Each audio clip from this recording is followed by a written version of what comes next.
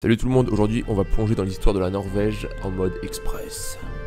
On démarre fort avec les Vikings. Entre le 8e et le 6e siècle, ces guerriers marins norvégiens se sont baladés un peu partout, pillage, conquête, commerce. C'était les aventuriers les plus stylés du Moyen-Âge. Ils ont fondé des colonies en Angleterre, en Islande et jusqu'en Amérique du Nord, oui, bien avant Christophe Colomb. Au 9e siècle, les Norvégiens veulent copier la mode du Moyen-Âge. Ils abandonnent leur système de petits royaumes et tribus pour entrer dans un royaume féodal uni. Le royaume de Norvège est né. Entre le 10e et le 11e siècle, les Nordiques se convertissent au christianisme. Bye bye Thor et bonjour Jésus.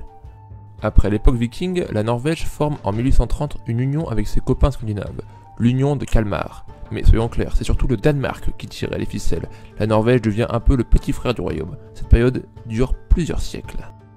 À la fin des guerres napoléoniennes, au 19e siècle, la Norvège tente de prendre son indépendance. Mais pas de bol, elle est ensuite forcée de s'unir à la Suède.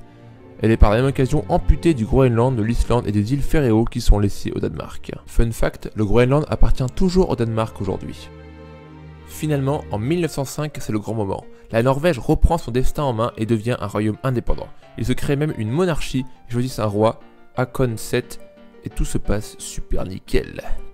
Bien que la Norvège se déclare neutre pendant les deux guerres mondiales, elle est envahie par l'Allemagne en 1940.